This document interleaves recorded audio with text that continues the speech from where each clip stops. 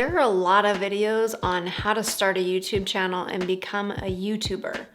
But what about for those of us that have a business and we want to start a YouTube channel to market that business, not become a YouTuber? What should we be doing differently to set up our channel? I want to walk you through the steps that I recently took a client through to help you figure out the right ways to set up your channel, what to do first, what to invest in, and how to do all of this the most efficient way possible because you got other things to do in your business.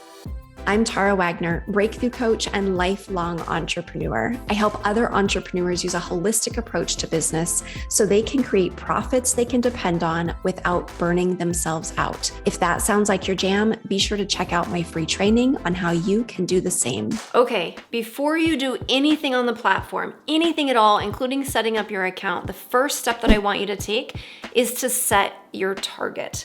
It's a lot like archery. My husband and I took this hobby up this year, and what we learned is that it is harder than you would realize to hit a little tiny target, especially if you don't know how to aim for it. In order to hit a target, you gotta know what the target is. So for yourself, you gotta know what's your goal here. What do you really want from YouTube? What is your desired outcome? Is it to make it big and be famous? Probably not. Is it to market or sell something? Probably, if you're a small business. What is it for you, and what are the details of that? What would that look like in an ideal world? You might not know how to create that yet, but if you at least know the target, you know which way to aim, and you're gonna get a lot closer than if you don't have a target at all. Comment below and let me know your number one target or goal with starting a YouTube channel. What are you really after? What are you hoping to be able to do for your business by starting in YouTube? Step number 2, before you even set up your YouTube channel, is to assess the tools that you have versus the tools that you need and get the ones that you need. Now, you can keep this pretty low key. You don't have to go all out. When I got started, I started using a Canon 80D because that's what I had on hand. I already had this. It was something that I had personally. And so I just kind of took it over for my business. We then added a microphone. We use a Rode mic, which allows me to get the microphone off of my clothing because I move a lot when I talk. And so this way it doesn't rub, and it puts it above me. You can actually see it here. It puts it above me so that I can pick up the best audio possible. I got a couple lights. I got a newer ring light. I'll link all of these up below, by the way, but I got a newer ring light that I use quite often. And in fact, I have it down below me most of the time because my new office has a big bright window, and that is the best lighting that I have found. The weather doesn't always work out that way though, so it is nice to have some other lighting. We also have some soft boxes that I don't have any B-roll of, but I will link those below as well. Those are helpful if you do have more of a studio with less natural light. That can really help set you up with some lighting, but that's if you want to go really extra. You don't have to have all those things to start a really good channel.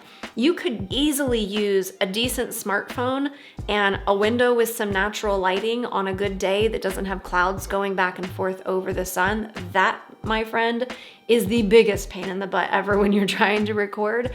But if you have those basic things, that can definitely be enough. In terms of editing, I don't do my editing, I outsource that. And my editor, I believe, uses Adobe Premiere. In the beginning, I did do my editing. I started off with iMovie on the Mac and then went to Final Cut Pro, also on a Mac.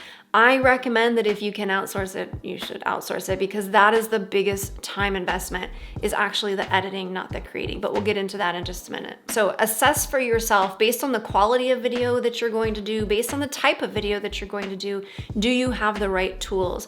I myself would actually love to replace my Canon because it is heavy. I would love to get a lightweight vlogging camera just because it makes it so much easier to move around, but I'm using what I got because I got it. And so you can definitely do the same. Assess for yourself what you have, what you need, and what you want to get. Step number 3 is to set up what you're gonna basically be calling your studio. This is gonna be where you record. Now for you, this might be mobile. You might be recording on a job site or out in public.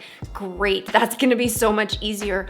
But if you do have a place that you're going to record, usually it's going to be an office, you may actually want to spend a little bit of time making it look professional and aligning it with your brand. You are a business. You want to make sure that you look the part and that you're going to convey some modicum of trust to the people who are watching that video.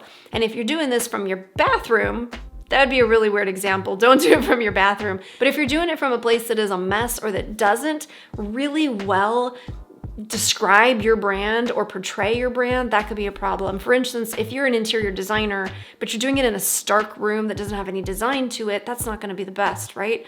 You really want to make sure that your studio is set up to reflect your brand. Also, some things to consider when you're setting up your studio is noise reduction.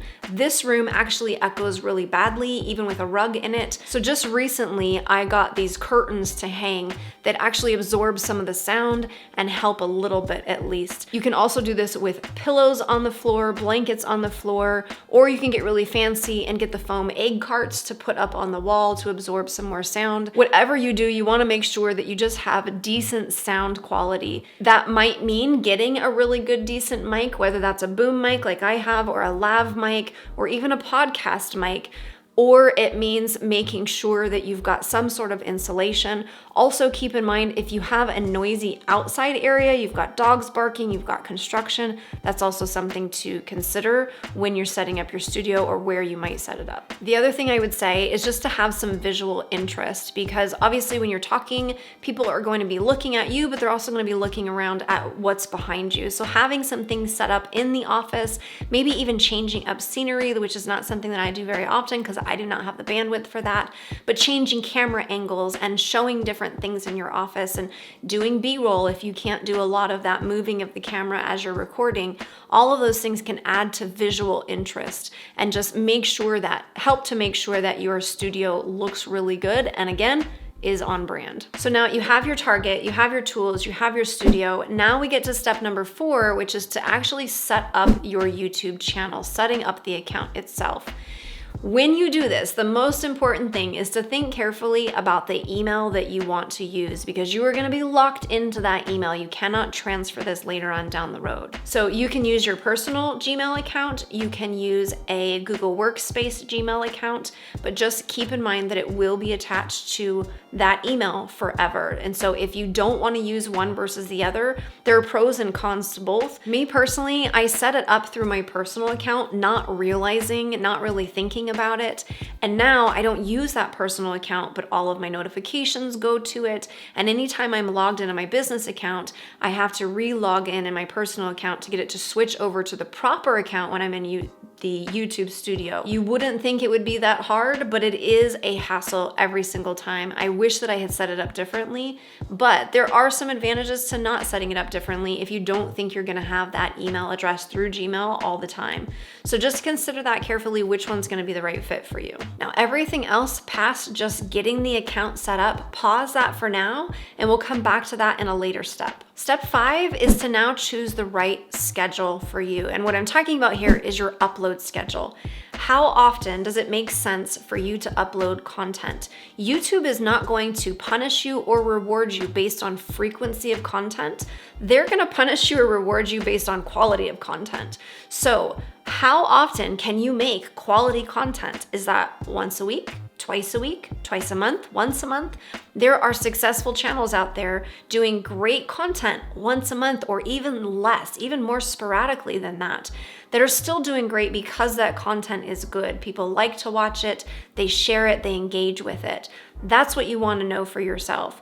What can you do? How often can you do it? The only reason to consider doing something on a very specific schedule is either for your audience, because it helps people to know what to expect from you, but also for yourself, to be able to build your own self-discipline and to be able to organize and structure your time better so that it's not sporadic, it's not something that's just throwing a wrench in your week. You can actually plan for it, get into a rhythm and routine with it, and make it really efficient and productive. Comment below and let me know what you think the best upload schedule for you would be. Would that be once a week? twice a week, twice a month, once a month, or something else. Okay, we're halfway there. I know that this is a lot of work, but you know what? YouTube is worth it if it's the right thing for your business. And hopefully, by the way, you saw my last video to make sure that this is the right thing for your business. If not, you might want to pause this, watch that before you spend any more time or waste any time on something that might not even be a good fit for you. But if it is, let's move into step number 6, which is to map out your content. As a business owner, you need to be efficient and you can't be spending a lot of time figuring things out. And a lot of time goes into planning content. And a lot of the time that goes into planning content is just getting into the groove of planning. So if you can start to plan out in a batch and create in a batch, this is gonna allow you to get really efficient, really productive in a really short amount of time. But it's also a lot to talk about. So I have this video that will go through how to map out a year's worth of content, including a free spreadsheet that you can grab that will help you lay all of this out for yourself, and a free document that will help you plan out each individual piece of content in depth as well. If you don't want to watch that video, I'll give you a brief synopsis of what this is about. First of all, you want to map out your pillars. This is the main categories of topics you're going to be talking about. So this could be, for instance, for myself, it's mindset, it's systems, it's things like that. Next, you want to survey your audience and ask for questions or topics that they want to watch so that you make sure you're creating content that people actually want to see. And you start with the most important content, the stuff you're going to be talking about a lot, referring to a lot, or the things that are the most popularly requested. Then you're just going to fill out your categories, get them organized, and figure out the best way to lay it out in a year. But again, this video will take you through that spreadsheet all much more in depth. Step number 7 is to get your systems in place. Basically, you just need to get organized so that you can be as efficient, as productive as possible.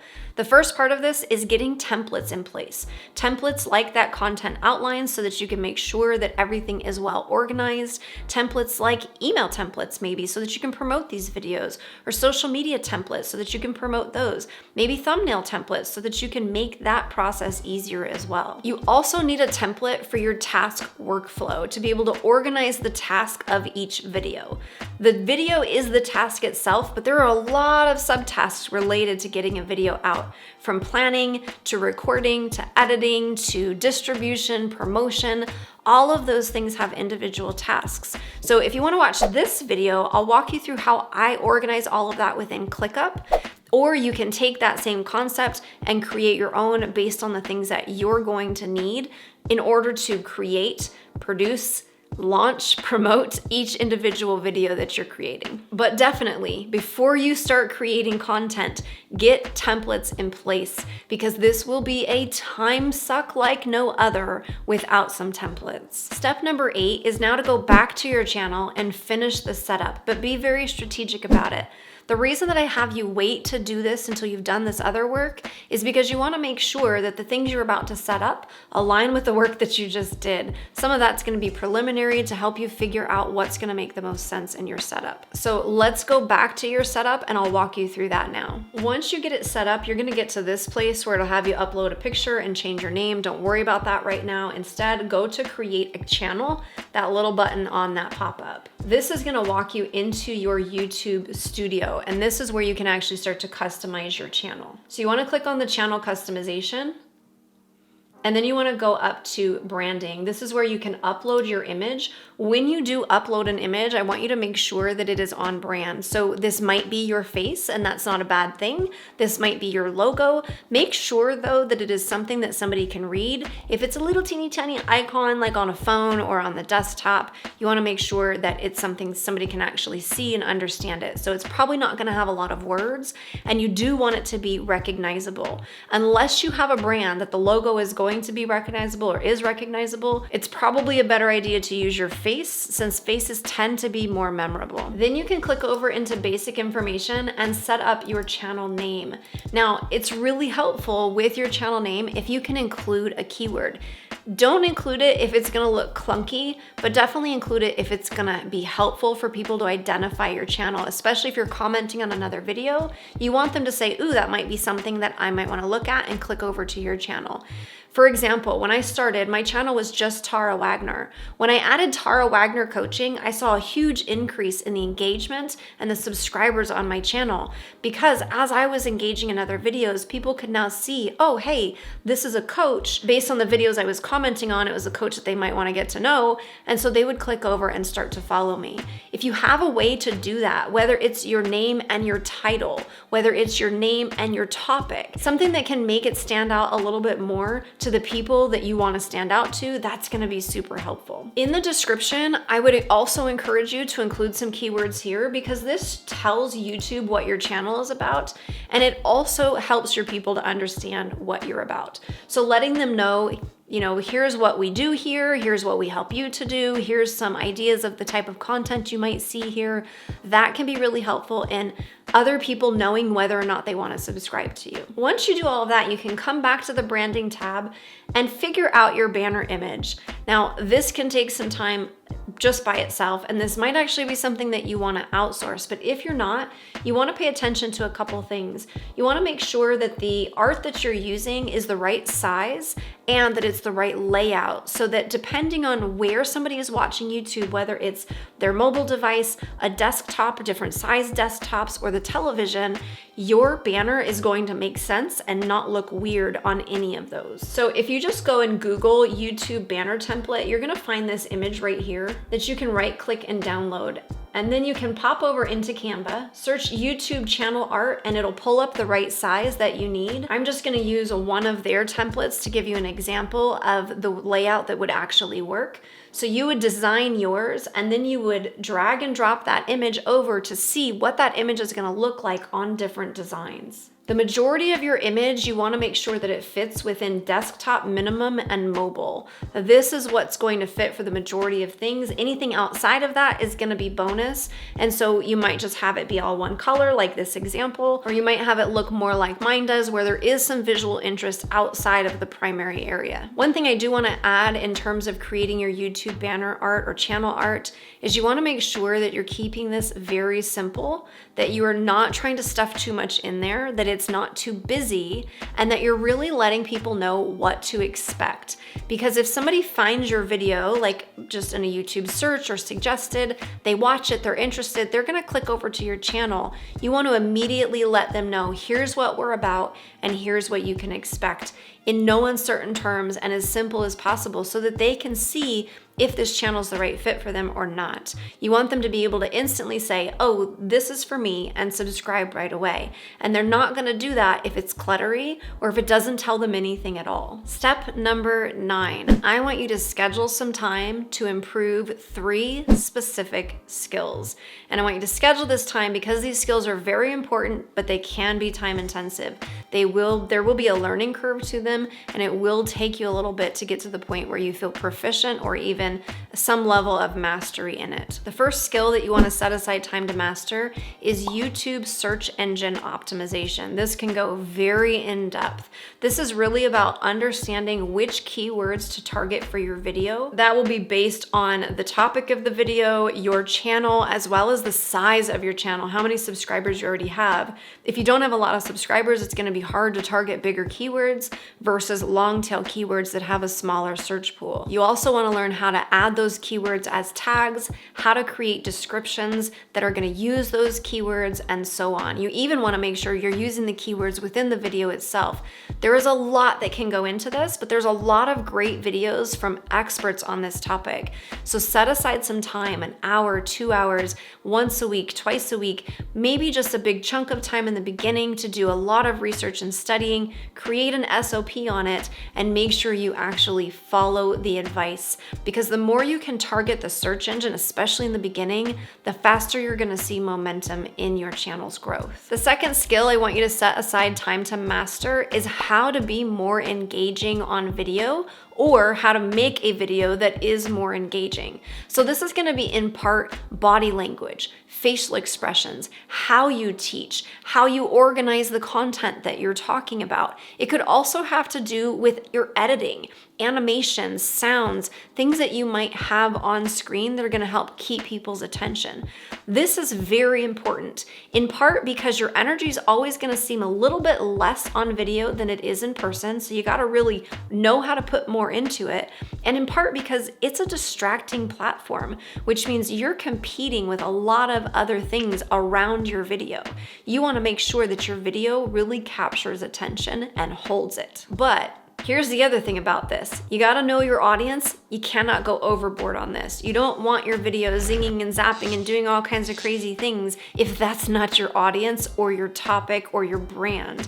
You really gotta know who you're targeting, what their attention span is, and what's enjoyable to them. Because if you make a video that's gonna drive them absolutely bonkers, guess what? They're not gonna come back for more. So really take some time to understand, again, your audience, but understanding how to create great content for that specific audience. And then the third skill is how to design great thumbnails. And this is tricky, but it's probably one of the most important things. Your title and your thumbnail is the thing that's gonna get attention. It's gonna get people to click. You don't want things that are clickbait. Clickbait is I'm creating a thumbnail and a title that has nothing to do with the actual video, or it's a lie about the video and it's just something to get people to click, and then I'm gonna bait and switch them and I'm gonna give them something else inside the video. That's clickbait. You don't want that. You do want things that are clicky, meaning the title is enticing, it's curious, it's something that's going to say, ooh, I wanna watch that. Ooh, what's that about? Ooh, that might be helpful to me. The thumbnail is going to be the same thing, and most people are going to see the thumbnail before they see the title. So you want to make sure that the thumbnail clearly describes what the video is about, is also engaging, or adds something to the title. So the thumbnail could say something different, not have the same keywords, not be the title, but does need to complement and still grab attention. And again, it's got to actually match your brand, and it's got to match what your ideal client wants to see in that thumbnail. So if you are targeting 20-year-old men with cars versus 50-year-old women with grandkids, that might be two very different thumbnail designs, and you got to make sure you're creating one that's going to get the click. I will say this though, when it comes to Canva thumbnails for YouTube, don't rely on most of their designs. Most of them are not very well optimized for YouTube in my experience. You want to use something that has bigger text. Preferably you want to put a face on it if you can, if you're comfortable with that and it matches your brand.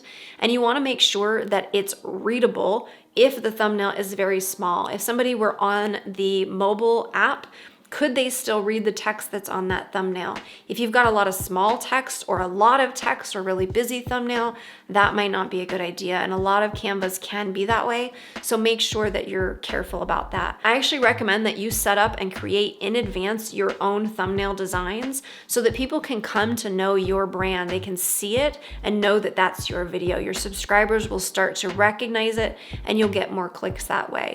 This is what we did. We set up dozens of thumbnails that we rotate through. This helps us to keep it really simple because we're using templates, but it's also making sure that we're creating thumbnails that are still click worthy. Oh, and one last thing when it comes to thumbnail design, if it is applicable to your content, if you can show what the video is about versus just telling what it's about, this might be in facial expressions or images on the thumbnail. That's also really helpful. Remember, YouTube is a visual platform, so you really want to visualize your content as much as possible. Don't let that hold you back from starting. Remember that these are skills that you get to learn, which means in the beginning, they're going to be crappy, and that's okay because you can always go back and redo old videos or update thumbnails as you get better with things.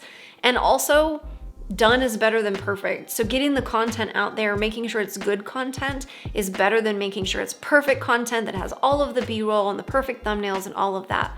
These are skills that you need to develop over time. So schedule the time. That's the only thing you're doing in this step. Schedule the time to do some learning around these main skills so that your skills and your mastery at YouTube marketing can get better over time. Okay, step number 10. This is the last step, but potentially the most important step. And that is you need to promote the ever-loving shiz out of your channel and your videos. Do not expect YouTube to do it for you, especially in the beginning. YouTube's got to learn what your channel's about. They've got to learn who wants to watch your channel, who should they be recommending your videos to. They've got to understand all of these things about your channel, and that takes time for the algorithm to kind of see you, pick you up, and start promoting you, sometimes years. But here's what YouTube loves. YouTube loves when you can keep people on their channel. And if that means bringing people to the platform to keep them on the platform, that's even better. So you want to plan to promote the ever-loving shiz out of every one of your videos. This could be through email, post on other social media platforms, recommending it to other people individually, like, oh, hey, we're having this conversation. I've got a video on that. Let me send you this way. Texting it to people if that's appropriate, not spamming people, obviously. Commenting in Facebook groups or on forums, again, where it's appropriate, not being spammy, obviously, but only if it's adding real value. Doing whatever you can do to promote it. The one thing you don't want to do, though, is you don't want to trade likes for likes or subs for subs or views for views. You want to make sure that your video is getting liked, subscribed by, and watched by your ideal client, because YouTube is looking at that and saying, okay, this is the type of person I should show these videos to. So if you're just trading views or trading subscribers or trading likes with other people, that's not going to actually give the data that YouTube needs to make your channel, to really put your channel out there and make it grow. So do not buy or trade any of those things, but definitely promote so that you can get your channel going, you can get the ball rolling on it, and then YouTube will start picking up momentum over time. Oh my gosh, so that is basically like a crash course in setting up a YouTube channel specifically for businesses. There is so much more that you could talk about with this. There's so much more that you can learn about it. I definitely recommend you continue to learn about it. There's a lot of great teachers out there on this topic.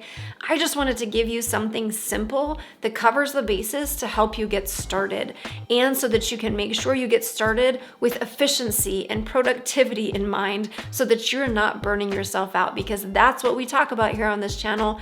Building a business that does not burn you out. And if you want to learn more about how I help small business owners do that, make sure you learn about my Healthy Hustle approach. My free class, How to Use a Holistic Approach to Create a Profitable Business Without Burning Yourself Out, will show you the top 3 mistakes small business owners are making and introduce you to the approach and strategies I teach within the Breakthrough Boss Inner Circle to help you build reliable profits working less than 40 hours a week. You can find the link to that free class in the description below. If you found this video helpful, will you please give it a thumbs up, because that helps me out a lot. Fist bump in the comments if you watched the whole thing. Kudos. That's some massive attention span you've got there. And comment and let me know what your biggest takeaway was, or what you're most excited about, or any other tips that you might have for other people. Then make sure you watch these videos also on running a YouTube channel. Thank you for watching this one. I will see you in the next one.